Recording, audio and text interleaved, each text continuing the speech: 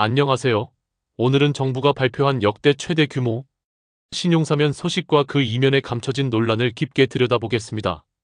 정부는 2020년부터 발생한 소액 대출을 연내 갚으면 연체 기록을 삭제해주는 신용사면을 시행한다고 밝혔습니다.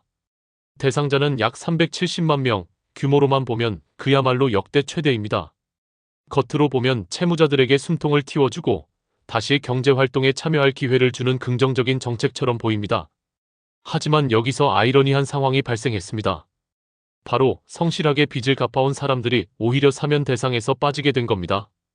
예를 들어 코로나 대유행 당시 고깃집을 운영하다 문을 닫은 김모 씨. 그는 빚 1,200만 원을 떠안게 됐습니다. 이후 채무 조정을 받아 2021년부터 지금까지 무려 44개월 동안 꼬박꼬박 갚아왔습니다. 하지만 이번 신용사면 대상에는 포함되지 않았습니다. 그 이유는 채무 조정을 받았다는 사실 때문입니다. 이미 조정 절차에 들어갔기 때문에 연체자로 분류되지 않고 따라서 신용사면 혜택에서도 제외된 겁니다. 문제는 여기서 발생합니다.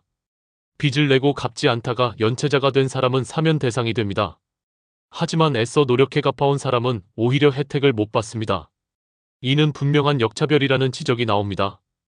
김 씨는 이렇게 말했습니다. 꾸준히 납부한 사람은 기록이 지워지지 않고 연체자였다가 사면받는 경우만 기록이 삭제된다. 이건 불합리하다. 이 사례는 개인의 문제가 아닙니다. 같은 상황에 놓인 사람들이 속출하면서 신용회복위원회에는 비슷한 문의가 이어지고 있습니다.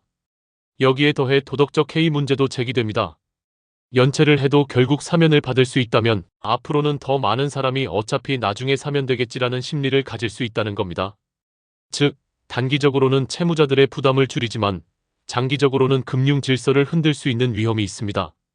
이번 사면이 역대 최대 규모라는 점은 분명 큰 의미가 있습니다. 하지만 동시에 성실하게 빚을 갚아온 사람들에게 오히려 불이익을 주는 구조라면 정책의 공정성이 의심받을 수밖에 없습니다. 결국 필요한 건 정교한 금융정책 설계입니다. 단순히 연체 기록을 지워주는 것에서 끝나는 게 아니라 성실 상환자에게도 합리적인 보상이 따르는 방향, 그리고 도덕적 해이를 최소화할 수 있는 보완 장치가 필요합니다. 여러분은 이번 신용사면 정책 어떻게 보시나요? 성실 상환자를 배제한 이 정책, 과연 정의로운 결정일까요? 댓글로 의견을 남겨주시면 함께 생각해 보겠습니다.